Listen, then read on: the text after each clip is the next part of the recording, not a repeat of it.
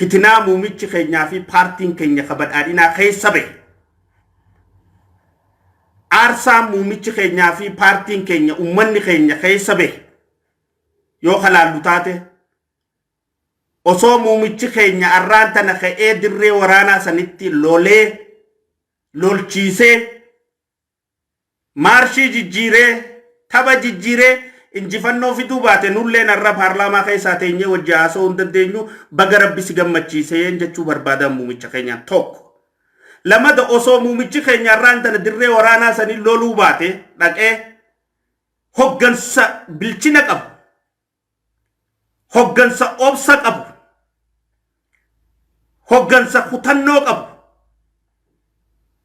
hoggansa kutannoo qabu, hoggansa murannoo qabu dirree lolaa sanitti dhaqee kannuu baate manni gamtaa Afrikaa Yuuniyeeniin silaa Finfinnee keessatti 35ffaan gaggeeffame san hin gaggeeffamu ture. Saniinis baga rabbi si injifachiiseen isaan jechuu barbaada. Isiniinis ilmaan badhaadhinaatii fi obboleeyyan kiyya badhaadhinaa hunda ilmaan Oromoo hundaan. Sadeeffaa osoo achirra as deebine lagni Abbaay kan bara dheeraa karaa sassaabdoonni irraa qoqoraa bahan kan sabbata ayyoorraa kan kiisha abboorraa ummata dafkaan bulaarraa guuramee bara dheeraa ittiin maallaqni nyaadhamuu malee hujii isaa eegalamee dhumuu dite san osoo har'a muumichi keenya lola kana keessa yaa'ii tana keessa mirgaan diinaan lolaa bitaan misooma jabeessaa bitaan misooma shaffisiisaa oofsisuu baate arraan tana hoggansa isaa jalaan silaawonni san deemuu baatte Abbaayinis akkanatti ifaa terminaala uumu kana uummanne arraan tana Abbaayin baga rabbii si gammachiise waliin jechuufu carraan harkan nu turte tanaanis muumicha kiyyaan baga rabbii si gammachiisee jechuu barbaadan. Muumichi keenya kana hunda keessatti adeemsa gadu jiru kana keessatti fitinaa fi fatanaa isa dhuftu tana hundattuu gara carraa jijjiiruudhaan guyyaa har'aa gaanii jiran. Tanaaf muumichi keenya jabaa qabnu, muumichi keenya hayyuu qabnu, muumichi keenya beekaa qabnu, muumichi keenya goota qabnu, muumichi keenya abbaa haqaa qabnu. Isa jabeeffannee irrinoota bakka bakka jirtu tana isaan guuttachaa if dura saksaahuun if dura tarkaanfachuun nurraa eeggamti.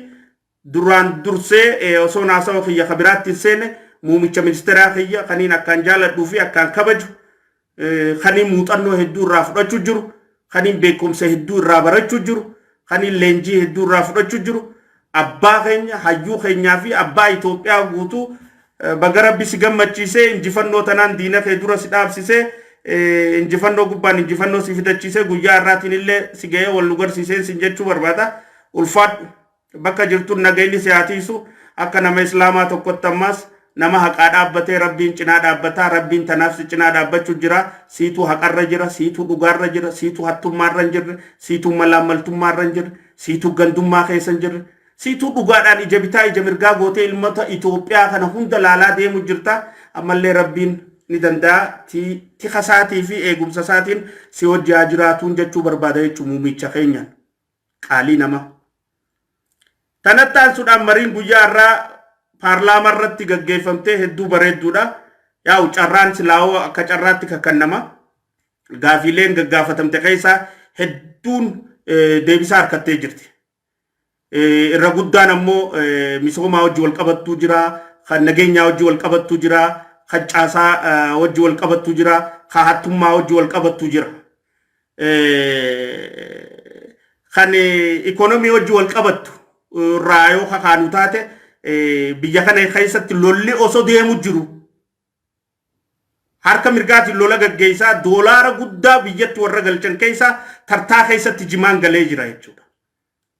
Warra doolaara guddaa biyyatti galchan keessatti tartaa san keessatti jimaan galee jira jechuudha. Osoo jimaan kun hattummaan keessa jiraachuu baatte, osoo jimaan kun malaamaltummaan keessa jiraachuu baatte, tartaa keessa tokkoffaa kophatti ta'ee bahaa jechuudha uummata keessa. buna faarraa maal faarraa waan adda addaa kan silaa doolaara biyya keenya galchu keessa kophaa dhaabbataa jechuun jimaan silaarraan tana gabayaan jimaadha. Yaa'u hattummaan tooftaa jijjiirrattee fi mala ammayyaatiin fayyadamtu maqaa jirtuuf kwartar deemeetuma kwartar dhufe abdiileen deemeetuma abdiileen dhufe yaa'u wayyaaneen deemteetuma khawayyaanee wajji hataa ture bakka buufatanii hatu jiranii tanaafu hattummaan tuuxiqqoo maqaa qaqqabe malee hara jimaatiin doolaara guddaa akka galche arra muumicha keenya afaan irraa dhageenyee jirra warra kaan wajjin tartaarraa jechuudha. Kanammoo uummanni keenya muumichaa jecha obsaa jira.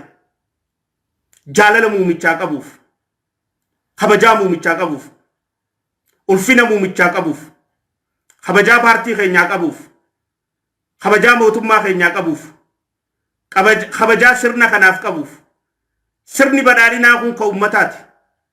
Sirni badhaadhinaa kun ummataan abuurame, ummataan deeggarame, ummataan leellifame, ummataan filatame. Tanaaf ummanni waan keenya balleessinu jechuuf mee muumichummaa naanuu dhaga'u jechuuf mee murtuma muumichaa eegganna jechuuf mee hooma muumichi jiru eegganna jechuuf callisaa jira.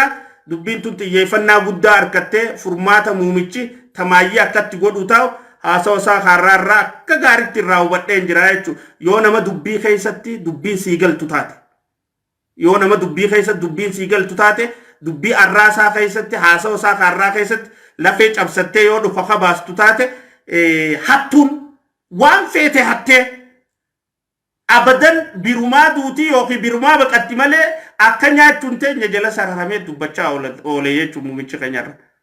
Abadanuma hatteetuma ganda bira saawudii kaayyattuus achumatti hafa. Duubaay geessituus achumatti hafa. Asitti awwaaltuus achumatti awwaala. Abadan numa nyaatu. Maaliif hattuun takka imimmaan hiyyeessaa bira jira haqni san ittiin dhiisu. Lamada haqa rabbii wajji jira dhugaatu wajji jira waan kana rabbii waan kanaaf isaaniif hin qoonne haqa isaaniitiif ittiin nyaatu. Itti fakkaatti yeroof itti mul'atti taati yeroof wali qabata taati yeroof ni saammata taati. Ammoo qabeenyi ummata keenyaaf akka galuu taa'u muumichi keenyalleen ummata keenyaaf dhugumatti dubbii tana xumuree faayinaalaayizd godhee akka galchuu taa'u kallattii irratti agarree jechuu yoo dhuka cabsitee lafee cabsitee dhuka keessaa nyaachuu barbaaddee jechuudha. Yookaan foonuma gubbaa yoo nyaatte immoo dubbiin siin galtu dubbiin sii galu qabdii beek. Siyaasaan akka nama kalluuna nyaatuuti. Akka nama kalluuna nyaatu yoo siin galle laagaa sii danqarti. Yoo sii galte immoo foonuma kalluunaa san nyaatteeti lafeellee suutuma suutatti firraa kaayaa deemtaa jechuudha. Kanaafuu warri dubbii kana hattummaatii wajjin laagaan danqaramuu taa'u hedduun akka jirtu arraan tana millachiifamtee jirti jechuudha. Marii arraarratti hedduun akka jirtu. Kanaaf ammaas qabsoo keenya ciccinee itti fufnaa jechuudha. Jeequmsan barbaannu, yaa'iin barbaannu, hokkoran barbaannu, haqaa fi dhugaadhaan falmannaa jechuudha. Sodaan hin jirtu jechuudha tanarratti. Bilisoomne jenneemi eega bilisoomne jenne waan fi dubbachuu irratti sodaachuun hin jirtu jechuudha. Yoo haqa dubbachuu ka sodaattu taate ammallee ati bilisoomne dura ati bilisoomu qabda namaan bilisoomne jechuufu. Dura ati onnee qabaachuu qabda onnee itti dhugaa dubbattu. Onnee itti bilisaan jettee dubbattu. Miidhaan ni jirti ni jirti. Roorroon ni jirti ni jirti. Taarka dhoka tagaaddidduun dhuftu tamaaliin dhuftu ta dhokottee dhuftu tamaali yees ni dhufti.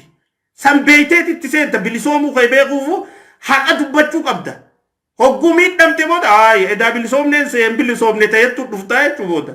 Adeemsa keessa eega bilisoomne jenne immoo ifa baatee waan bilisoomneef san dubbachuu danda'uu qabda jechuudha.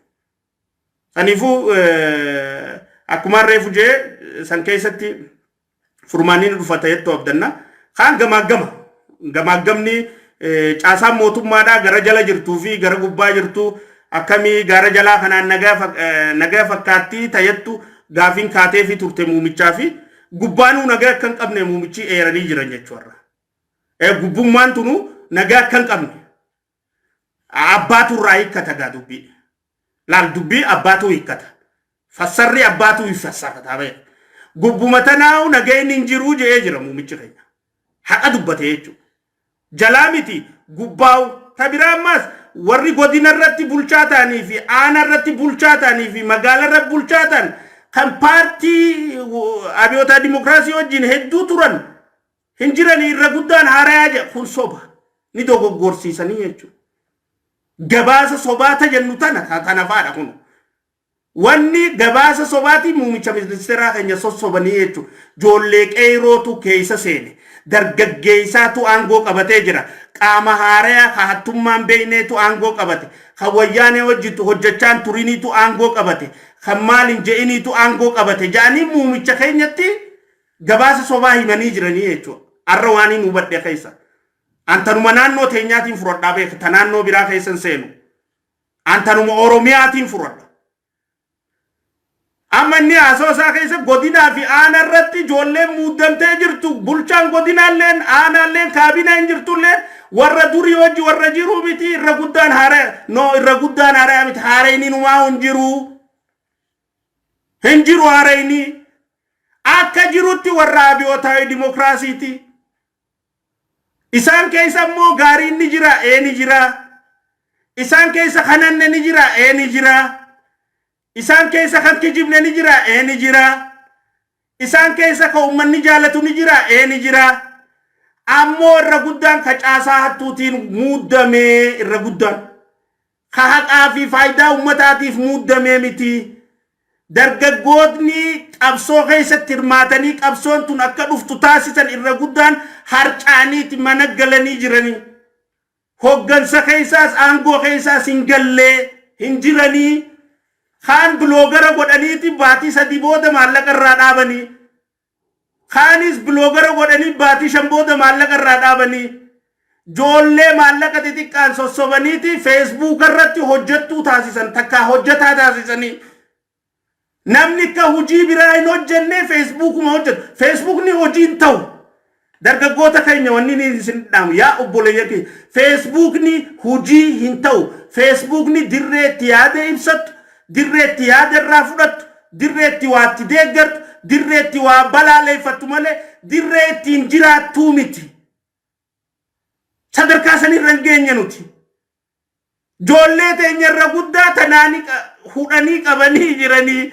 Gizee fadhan as fide, gizee fadhan ni oofan, gizee fadhan gamana oofan, gizee fadhan achi oofan. Tun sirrii miti. Muumicha keenya. Tana gadi bu'amee ilaalamu qaba. Irra guddaa mootummaa naannoo Oromiyaa irraa eegali, paartii irraa eegali. Hoggansa naannoo irra jiru irraa eegali biloogaroota qaba ka ifii fandi godhu, ka ifii dirgoo kafaluuf, ka maallaqa mootummaatiin daleessifatu. Ka carraaqseffatu qabu namuu jaarrate garee suuraa isaa maxxansitu, garee isa faarsitu, garee hojii isaa lallabdu. Gaafa waasii kafalanii na faarsisiin jaan ati dogoggorarra innilleen dogoggorarra jiraachuu beeku qabdaa jechuudha. Gaafa waan kana hojjedhu tanasii kafallaan dhufte hojiin taatu Facebookni. Dargaggeessi keenya irra guddaan akkasi qabamaa jira. Hoggansa keessan seenne. Bulchiinsa keessan seenne harcaafamee jira. Dirreetti hafee jira. Tanaafuu bakki tun gabaasa sobaarraa ta dhiyaattee tun sirraa'uu qabdii jenna jechuudha. Tun sirraa'uu qabda. Maaliif achitti afaan jaraatiin walitti haasoofnee dirree waliin baasnuu fi keessatti haasa'u jirraa beeka amma. Wanni imma keessatti haasa'u tun achitti afaaniin waliin saaxilluu jararra waliin saaxilluu fi keessa wal saaxilluu jirra. Ammallee naasuu waliin dhabne jechuudha. Hadooddii waliin dhabne. Wal sirreessuuf dubbachuu jirra malee achitti wal saaxiluun ni danda'ama jechuudha afaan jaraatiin. Akka warri Itoophiyaa hundi dhagahamutti. Sanin goonu immoo wal miidhuudhaaf hin qabnu kaayoo. Jibbaa waliin qabnu. Wal balleessuun kaayoo teenyaa miti. Karaarraa wal meessuun kaayoo teenyaa miti. Nuti tajaajibnu hattummaan dhaabbachuu qabdidha. Sobni dhaabbachuu qabaadha. Haqni dagaaguu qaba. Dhugaan lalisuu qabdi. Uummanni keenya roorrifamuu hin qabu. Ajjechaan akka malee gaggeeffamuu hin qabdu. Hidhaan akka malee gaggeeffamuu hin qabdu. Reebichi akka malee gaggeeffamuu hin qabu. Saamichi akka malee gaggeeffamuu hin qabu. Gabaasni sobaa gabaafamuu hin qabu. Eenyu sobda gabaasa sobaatiin? Ummata keeti ummanni kuni haadha teeti, abbaa keeti, adeera keeti, eessuma keeti, maatii teeti, gosa teeti, lammii teeti. Eenyu sobda gabaasa sobaatiin? Arra wayyaaneen hin jirtu. Ifumaaf ifirratti akkamitti hiyyummaa keessatti uummata dhiisu wal sobuun tun tanuti qabsoofneef miti haqa irraasi miti tanaaf tun sirraa'uu qabdi gabaasa sobaatii ta'ettu as keessatti millachiisuu barbaanneeti. Tan biraa waan shaneedhaa wajji wal qabatu. Shaneen yaa akkuma dur jennee akkan qabdu ni beekama. Humnaas hin qabdu ni beekama. Tabaroos hin qabdu ni beekama. Shaneerra qabsaa'uudhaan naa ol namni qabsaa'e ni jira jee hin fudhadhuani. Haqa isaaniitii fi cubbuu isaaniillee saaxiluu irratti naa ol namni qabsaa'e ni jira jee hin fudhadhu. Ammallee itti qabsaa'u irraa if booda deebinu jechuudha. If booda deebines shaneen uummata Oromootiif tasuman fayyaddu. Bu'aa takkaas hin qabdu. Kaayoos hin qabdu. Uummata Oromoo fayyaduudhaafis imaammata hin qabdu. Araat naqaba. Shaneen diina uummata Oromooti ta uummata Oromoo bilisoomsuu deemuu miti.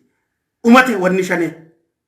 Ammoo shaneen naannoo Oromiyaa keessa babal'achuu tanaa wajji wal qabatee muumicha keenyatti gabaasa sobaa mootummaan naannoo Oromiyaa ammaas galchee jira jechuudha. Akka hubannutti.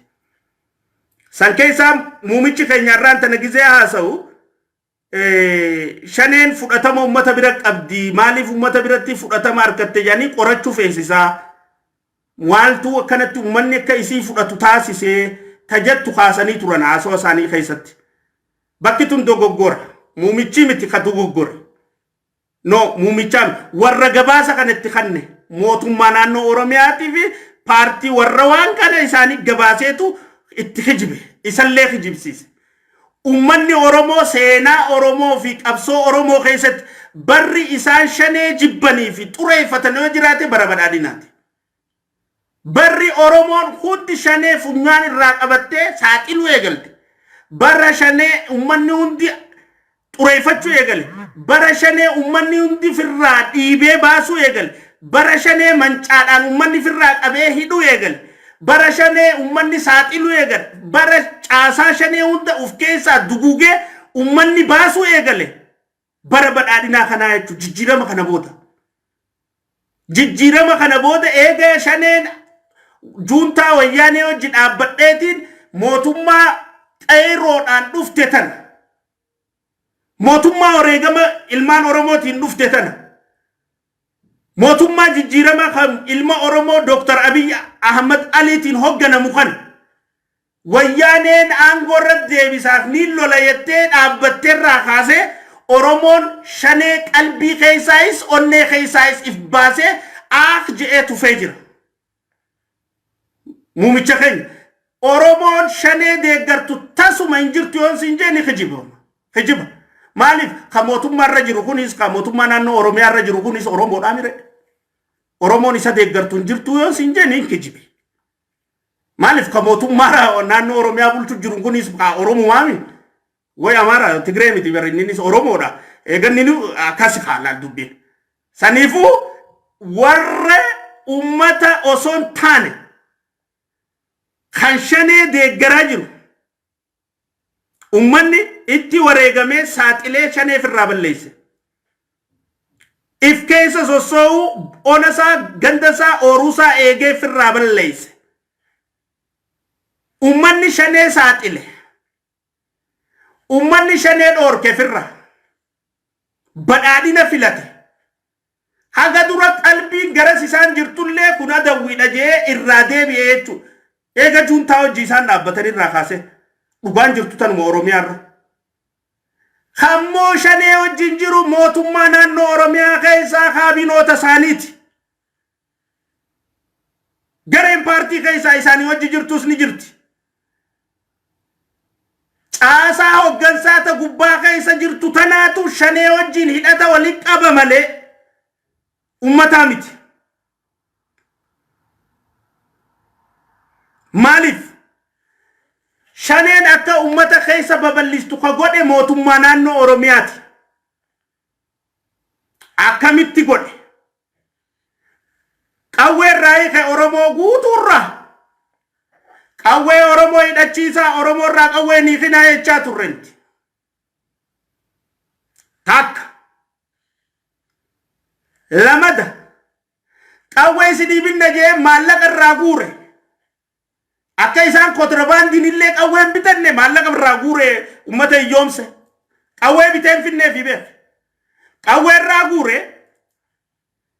qawwee isinii binnaa maallaqaas fidaa jeeni ummatan maallaqaas irraa guure qawwee biteen finnee fi milishaadha jeen leenjisee 7 fi 4tti qawwee rasaasa 3 kannee qawwee qullaa ummatan gandee eegaa jeen jechuudha. Akkami firraa eeguu danda'u uummanni? Wanni shaneen gandayyuu keessa law jettee olii gad deddeemuutti dandeesse haala mijeessee fi jannata keessa sossoo'uu danda'an Oromiyaan biyya shaneen keessa sossoo'uu dandeessu kan godhe mootummaa naannoo Oromiyaa kan amma bulchu jiru jechuudha. Kana caalatti goota ija barbadaa akka taayee danda'a kan shaneen maqaadhaan sodaattu naannoo irraa firraa dhiibanii karaa federaalaa achi baasan. Warroota shanee dura dhaabbatan jajjabaa hunda naannoo irraa firraa oofan.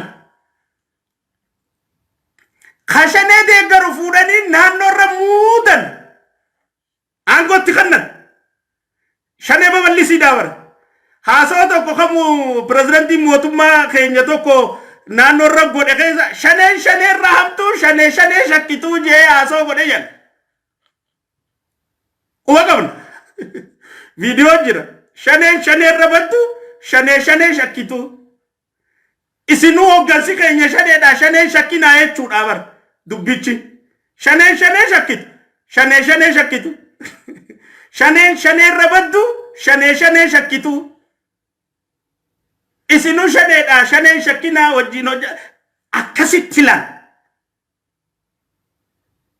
kanii fi hoggansi haala mijeessee seefayvan dirree jannataa takka fadhetti shaneen keessa sossoo dirree jannataa takka fadhetti saneen salaalee tana keessa mana gubu abbaa hiyyeessaa boochisu ta Boorana keessatti jaarsa hidhee jaartii gudeetu kan Guujii keessatti jaarsa hidhee jaartii jeesee intala gudeetu kan humna addaa poolisa keenya akka fadhanitti ajjeesan kan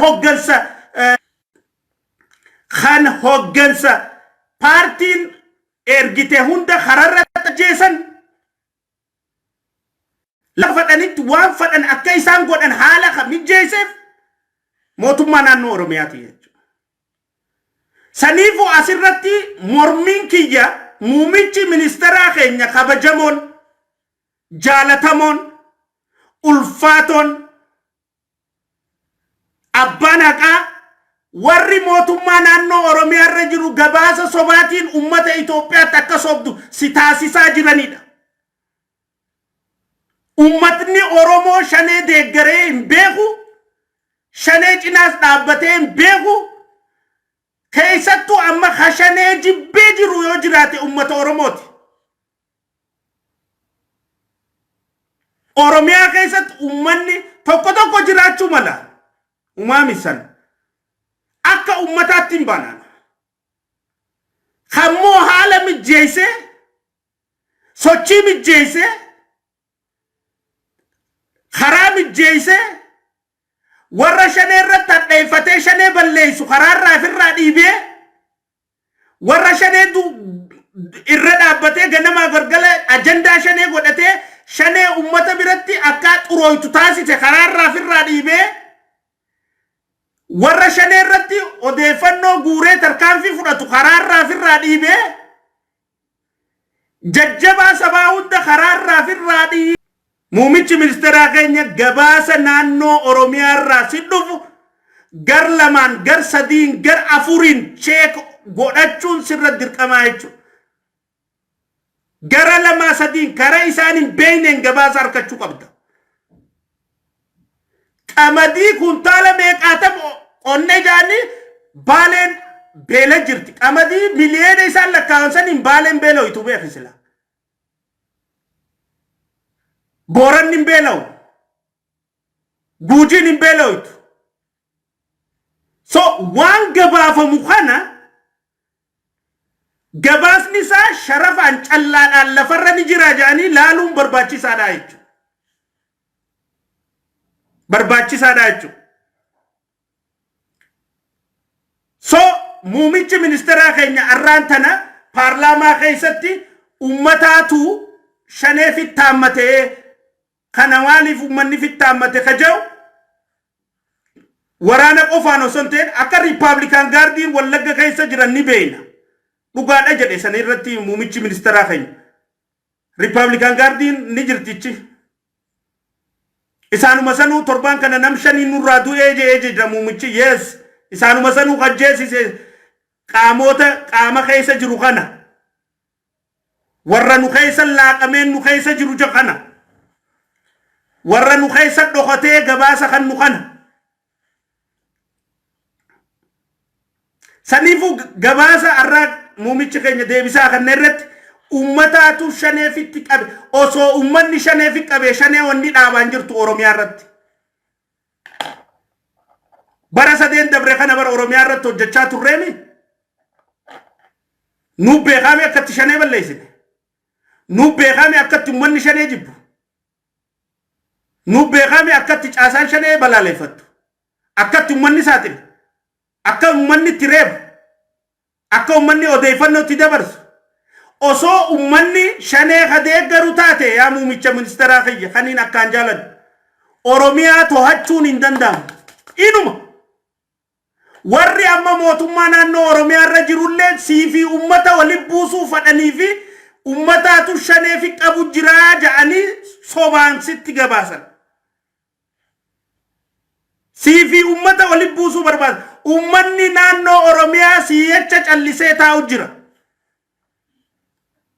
Ummanni naannoo Oromiyaa siyyacha usee taa'u jira. Ummanni naannoo Oromiyaa siyyacha obsee taa'u jira muumicha kiyya. Ummanni mootummaa naannoo Oromiyaa jaalalaa fi kabaja ummata kanaaf qabu uleen baafama hiriiraa'u. Siif jecha taa'u jira ummanni ukkaamamee. Gaafuma harkannetti himanna mee mootummaa naannoo Oromiyaa godina feete kanamatti nimne dhaqii ummata waliin qabadhuuti baasuma dhageessu harkuuf jiraatta. Gaafa sana aadaw nadhayi na fannisi. Ooqi anuu ifi fannisa yoon sobe. Zatruus jechuun dhugaan jirtu tana. Keessattuu amma ummanni si jecha obsee taa'u jira. Ummanni si jecha callisee taa'u jira obboleessa keenya quuqaa biraatti jira quuqaatti hin taanu jee. Obboleessa keenya wayyaaneetutti jira nutis wayyaaneetti hin taanu jee callisee taa'u jira ummanni. Dila ummanni alaa hiriira yaamu. Dila ummanni alaa fincile yaamu. Dila diinni karaa cufaa joon. Dila diinni gabayaa cufaa joon. Dila diinni kana joon ummanni jibbee qofaa miti bar si jaalalaa fi si kabajaaf. Callisee oy quuqaa biraatti jirra obboleessa keenya yeroon harkanne obboleessi keenya obsaaf garaa bal'adhaaf callisa wayyaanee wajji isarratti hin tumsina guyyaa wayyaanee injifannee walitti deebina guyyaa wayyaanee injifannee wal haasoyna akkasiin ummatni callisee taa'u jira guddaa fi xiqqaa wal amansiisee. Siifi ummata waliin buusuu maqaa barbaadaniif ummataatu shanee fi qabee jira gabaasa sobaa jiru si kannanii jiranii kun completely kijibaa jechuudha. No ummanni fi shaneen ummata keessa dhokotte deemuu dandeessi halkanii guyyaa keessa dandeessi karaa shaneedhaafis bantee barnuti shanee jala jirra hujii uumtii jechuudha. So tooftaa ummatti. Karaa tooftaa akkaataa itti hattummaa isaanii kana babal'ifatan adeemsa isaanii kana itti babal'ifatan uumanii jechuudha. So ummanni Oromoo shaneedhaa wajjin jiru. Ummanni shanee fi qabees hin jiru. Mootummaan naannoo Oromiyaa dhugaa dubbachuudhaaf yoo kalaallu taate ulaagaan isiin ittiin nama madaaltuu si ajaa'ibsiisaa jechuun muumicha kiyya. Dhaamsi kun muumichaaf. I hope biranigaa bargixanyinata. Akka muumichi kiyya dhageeffatu yoo amma dhageeffachuu baattes dhaamsi kiyya si bira ga'uun hin beeka. So muumicha kiyya Oromiyaan hojmaata hin ilaalan. Hojmaata miti kalaalu. Mootummaan naannoo Oromiyaa kaammoo Oromiyaa bulchaa jiru hojmaataanii miti kana madaalu. Ulaagaan isaa soba dandeettii qabdaa'idha takka. Sobuu dandeessaayidha. Ummataaf naasuu ni qabdaa'idha silaala. Qabaannaan ati ni qufta fatanaa. Hattummaa keessatti hirmaannaa ni qabdaa silaala. Hirmaannaa qabaachuu baannaan keessaa si akka. Yoo harki hirmaannaa qabaate immoo miseensa jaasi naqa. Bar mootummaa naannoo Oromiyaa keessa kaabinee ta'uudhaaf hattuu ta'uu qabda. Hattuu ta'uu qabda. Hattuu miseensa taa'ee ol seena. Kana giseen jiru immoo hundi hattuudha jechuu kiyyaa miti beeku. Kana ga'aa ni jira. Tokko tokko akka qawwisaa keessa dabre tokko ni jira ta'a. Ammoo ulaagaan isaan itti ilaalan tana.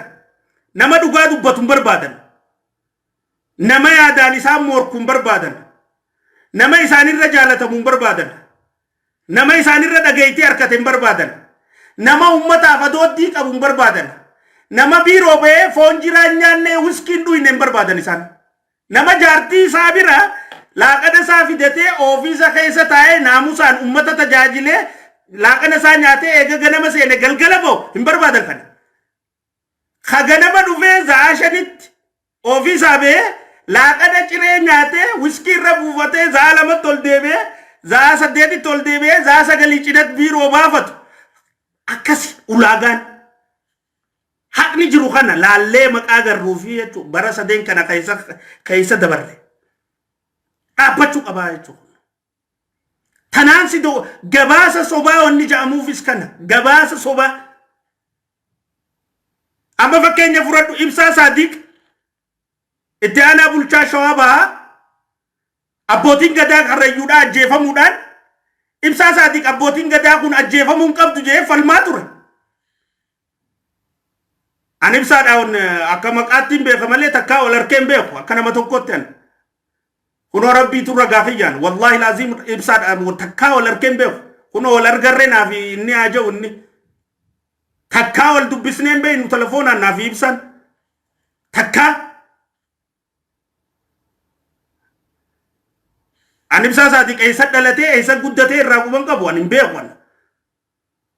Ammoo itti aanaa bulchaa Shawaa Bahaa ta'ee guyyaa sana achitti gisee abbootii gadaa ajjeesan. Abbootii gadaa tana ajjeesnu jarana dhiisaa jedhee falmaa turuu isaanii hin beeku. Odeeffannoon qaburraa jechuudha.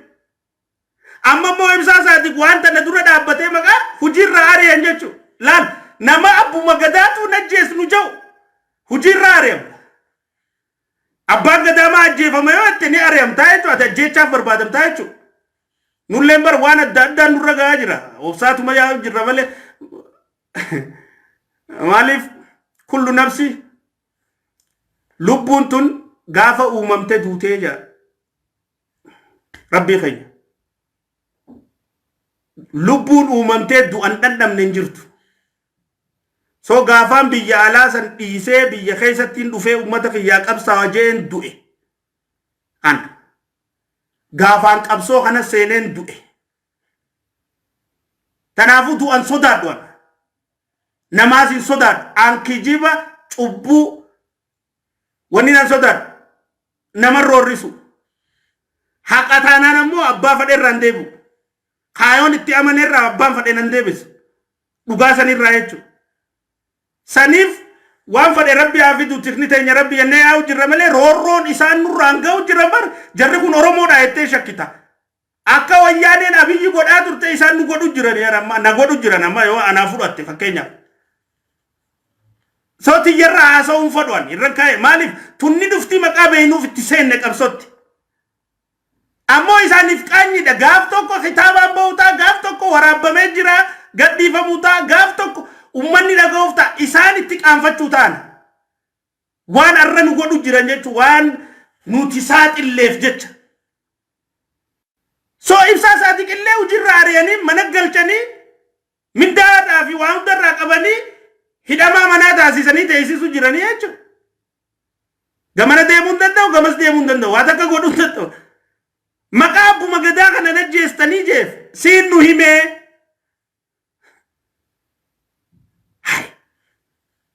Akkamitti akkana? Inumaa silaa ibsaa Saadiq waan tana dura falmee waan tana saaxilee'u ibsaa Saadiq muudamuu qaba moo ari'amuu qaba? Sirna gizee takka Oromiyaa communicationii fi maarree na ajaa'ibsiisti mootummaan naannoo Oromiyaa tun gizee takka duudhaa keenya ka ganamaatti deebina jedhan. Sirna abbaa gadaa keenyatti deebina. Hai abbaa gadaa ajjeesaa sirna abbaa gadaa kamitti deebina? Abbaa gadaa ajjeesaa galma abbaa gadaa keessa teessee gizee marii gootu hin qaanfattu. Abbaa gadaa ajjeesaa sirna duudhaa abbaa gadaa keenya deebina gizee hin saalfattanii. Hai eenyu kasoomnu gabrummaan qabnu jenneemi. Hai bilisoomne jenneemi. Aan akka bakka bu'aa ummataatti hangaan bakka tana jirutti haqa bakka bu'ummaa ummataa dirqamanarra jiru saaxiluu dubbachuu irraa boodan deebi'u jechuudha. Aan bakka bu'aa ummataati.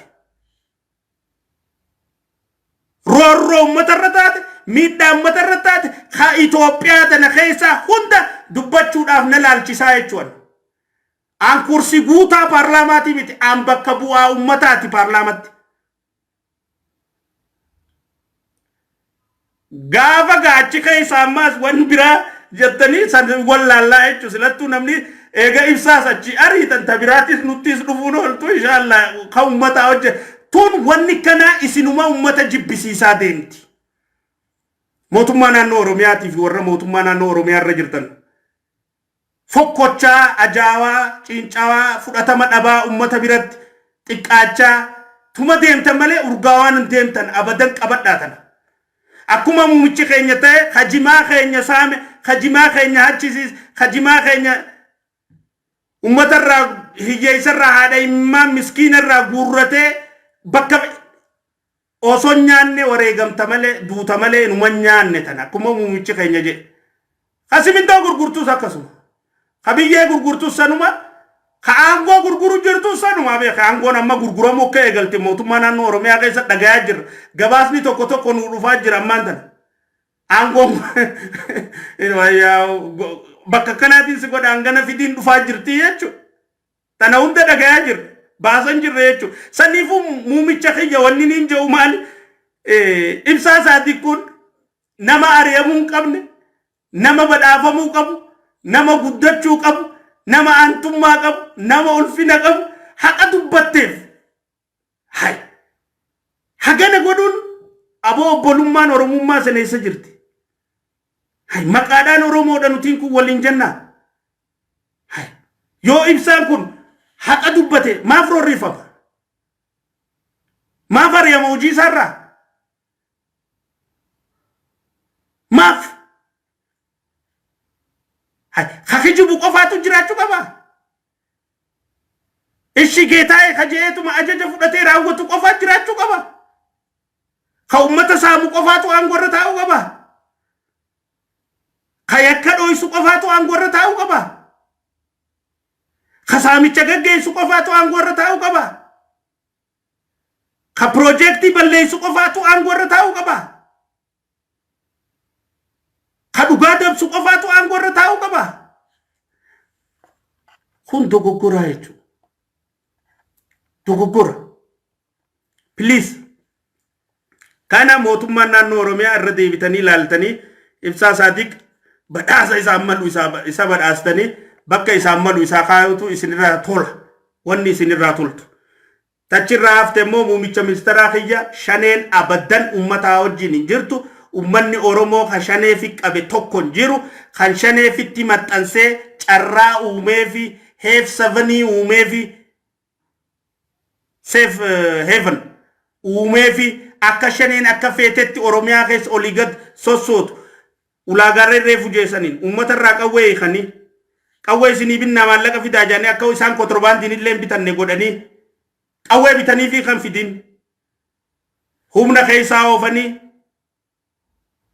hoggansa caasaa shaneeti walitti hidhataa qabdu gandarra juttu bakka juttu godhanii wanni shaneen guyyaa mootummaan nu bulcha galgala shaneen nu bulcha ummanni irra jechuu dande tana jechuudha.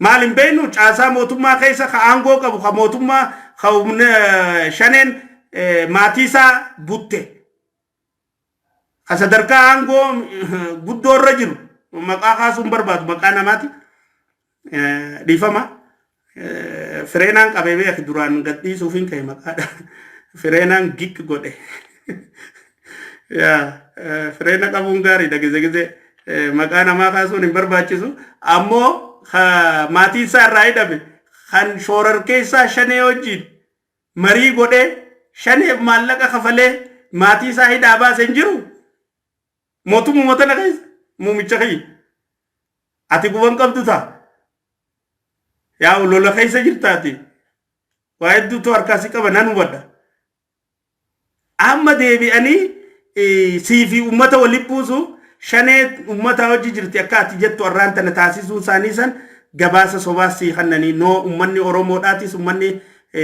motuma ummanni nanno oromiya khaysa galu khamu khan shane wajjin jiru dibbarra dibbatti hinjiru yon jechu baadelle harki sagaltami torba saddet warri oromiya khaysa jiru shaneen kamiidhu jirtu eenyuyyuu olu ilmaan oromooti ka gudeedu jirtu ilmaan oromooti ka saamu jirtu ilmaan oromooti ka jeesu jirtu ilmaan oromooti yeroon shaneen ummataan jibbamte yoo jiraatte yaa muumicha kiyya eega ati jijjiirama kana dhufte ummatni oromoodhaa shanee guututti sababa kayitiin jibbee jira inuman fadhan shanee ummanni oromoodhaa siif jecha jibban badii isiin qabdu arkanii roorroo isin sirratti oftu arkani waan isin gootu arkani akka isin sirratti itti hojjettu arkani si jala garagale ummanni garagale shane jala shane xureeffatee kajibbe bara hoggansa keetii kana jechu saniifu ummataa fi shane wajji jira bakki jettu san guutumaa guututti dogoggora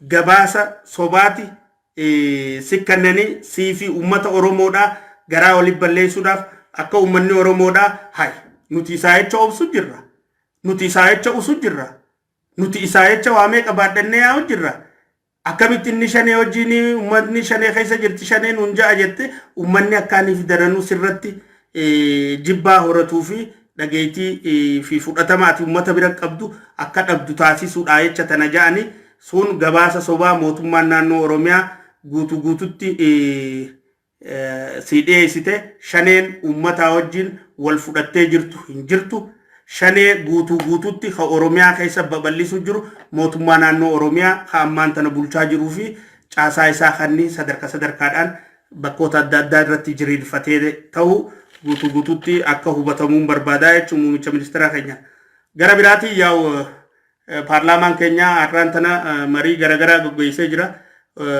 gaafilee biraa hundaa'u muummichi keenya akka gaarii deebisee jira ijoollee teenya tan saawudi arabiyaatillee gaafiin gaafatamtee jirti sheek Khamil Shamshuu kabajamoodhaan gaafatamtee jirti gaafii saniifillee deebisaa barbaachisaa kanneen jira gabaasni achi jiruu fi gabaasni dirree Facebook irra jiru waliin simatu saniifuu waa qulqulleessaa jiranii waa qulqulleessaa fitnaan mootummaan akkaaniif ijoollee san galchuu teessuu fi kanatti ammaas muumichi kana matamne maaliif gaafa aangoo fudhaterraa eegalee lafoota ardii addunyaa tanarraa xayyaara isaatiin hunda dabalatee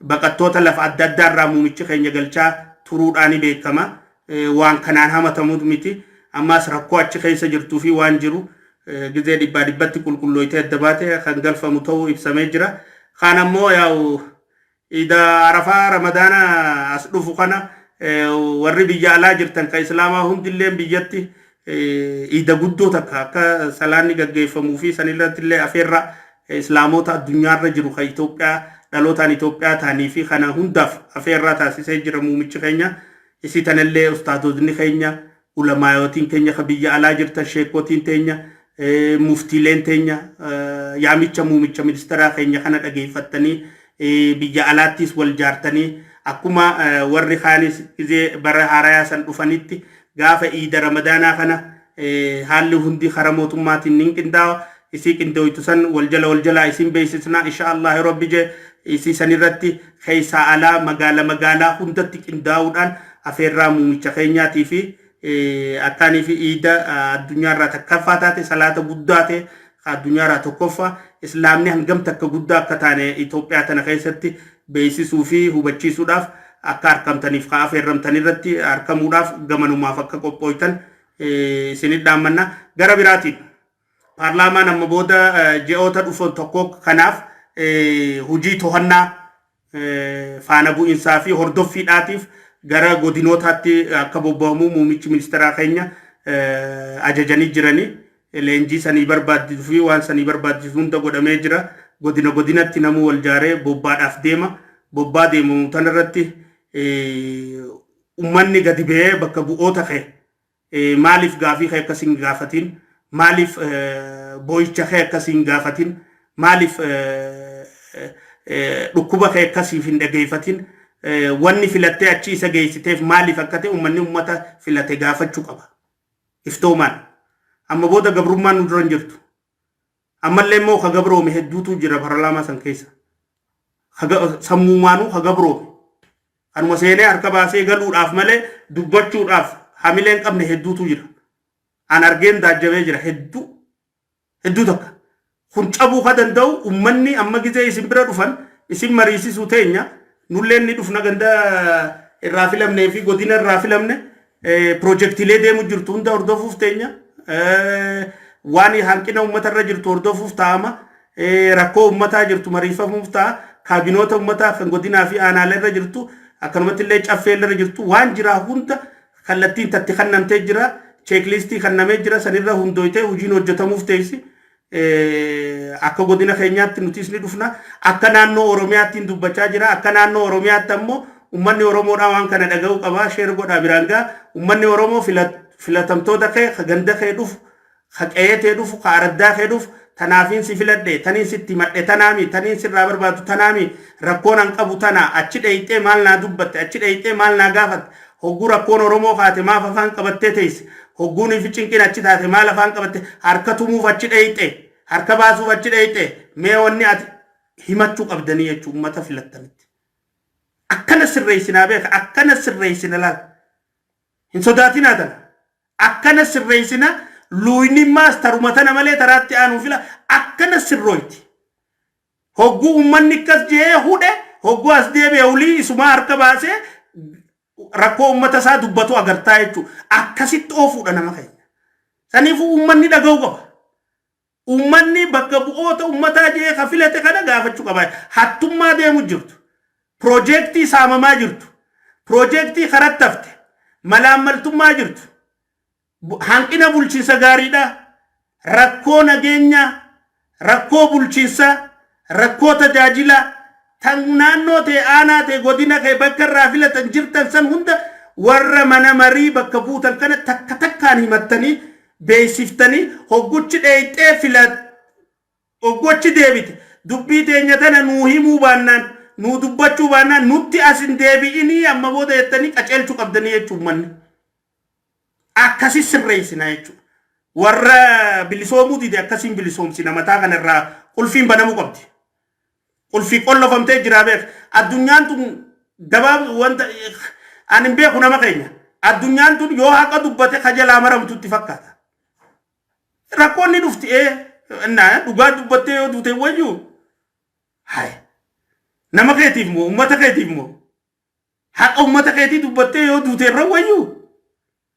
Hijibaan gabbattee deemurra dhugaan huqqattee deemturra wayyuu hai maal si godha qaamni foon booda biyyee nyaattu dhugaa dubbattee huqqattee deemuturra wayya dhugaa dhooysitee gabbachaa deemu no hin ta'u jechuudha hin ta'u kanaafuu ummanni keenya bilisoomnee jirra mootummaan teenya tun mootummaan badhaadhinaa bara shanan dhufuu biyya tana ka bulchuu teessu isiidha katti aanullee inshaallah isumaa bulchuutaa ammoo ummanni keenya aanaa kee ganda kee warra paarlaamaa irraa mana marii irraa isin gadhuufu kana hunda rakkoo teessan waan jira waan aanaa keessan kee hanqina jiru hunda takka takkaan kan sodaanetti himattanii akka gaafii teessan asitti isin dhiyeessu goosisuun teessanii jechuudha. Hangammaa maal gootee gaafachuun illee teessanii dirqamaa jechuudha. Dirqama as dhufneetuma mana marii dheeyinee karabaattaa hidhannee mana marii dheeyinee mana mootummaan nuu kannite keessa galtee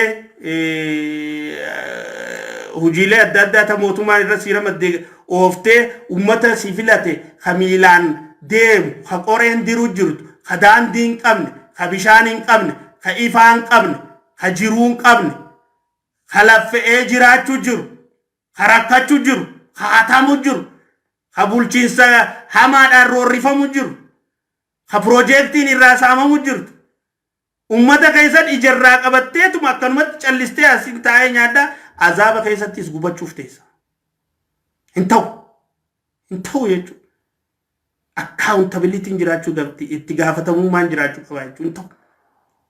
Hin ta'u. Kanaafuu ummata biraa akka geessu kana taasisaa ummanni keenya illee tana beekee filamtoota keessan kan isin bira dhufan gaafii isinirraa barbaachistu gaafachuun barbaachisaadha. Warri biraa immoo naannoo Oromiyaa hunda keessa warri jirtan lakkoofsa security isinii fi maxxansaa projektiilee badde rakkoolee nageenyaa ta'e isin biratti jirtu gara bulchiinsa mootummaa naannoo Oromiyaatiin miidhaalee isinirra geesse gara mootummaatiin waan rakkoolee isinirra gee araraafame isinirra jiru bulchiinsa hammeenya isinirra jiru waan isinirra jiru saaxilaan nutti erga ijoollee ni jirti saaxilaa jechuudha asirra finnee saaxilaa yanaa jechuudha akkasii sirreessaa saaxilaa fidaa keessaniin bahaa ergaanatti anaa isinii maxxansa lakkoofsa sekurite abbaan fadhee yaa'u teekstiis keessaa fuudhuu hin dandeenye dhageeffachuus hin dandeenye abbaan fadhee waa keessaa fuudhuu hin dandeenye isinii fi maxxansa inshaallah boruu fi iftaan keessa lakkoofsa sanii waasaap imo direct akka feetanitti godina hunda aanaa hundarra Oromiyaa guutuurra rakkoo jirtu miidhaa jirtu waan jirtu ragaa wajjigaa kijiban barbaannu beeka raga kana tacabbaaj marraja kamaasrajja ka odeeffannoo ragaa wajji qabqab gootanii akkasiin nu erginaan nutis qabqab goonee gara dhimmi laallatu lat goonaa jechuudha qabsoo jechuun tana fooyya'uu jechuun tana sirreessuu jechuun tana sodaatiin abshira hedduun isin jaaladha rabbi isin uume kana uume jechaan dhugaa tana dubbachaa jira wanni bakka na buufateefis ummanni dhugaa tana irraa ammas rabbis nan jallisen if boodalleen deebu duris dhugaan dubbachaa ture ammas dhugaan dubbachaa ture hanga maayyitti dhugaa irraa deebuuf hin taa'u kaniin qabsaa'u kaniin ummata kiyyaaf dhaabbadhuuf haqa kanaaf haqa keenya kanaaf ummanni mirkana wanta ta'uu qaba muumichi keenya gabaasa mootummaa naannoo Oromiyaati irraa sitti dhuftu gara lamaan gara sadiin gara afuriin gara shaniin cheeggootu malee akka gadin baane mootummaan naannoo Oromiyaa fi ummata wal lolchiisuudhaaf caasaa hojjechaa jirtuu fi gabaasa sobaa sitti ergaa jirtuun akka wanta taane ta'etu himna ummanni keenya kan shanee balaaleeffatee xureeffatee jibbe akka ammaatti tasuman jiru kana dogoggoran muumicha keenya kan wanta goosise caasaa mootummaa naannoo Oromiyaati arraaftanumaan jaa nagaan tura sheer godha ummata keenya biraan gaa silkiin jeesiniifin ergaa laaku ta as qofaati miti silkiin biyya alaatis biyya adda addaa yoo asittillee nurra miidhaan dhufte silkiin karaa biraa miseejni karaa biraa akka deemu bittinnaaw so ragaalee jirtu akkasitti maaliif hattuun hirriban qabdu beek hattuun hirriban qabdu amma hanganuma erga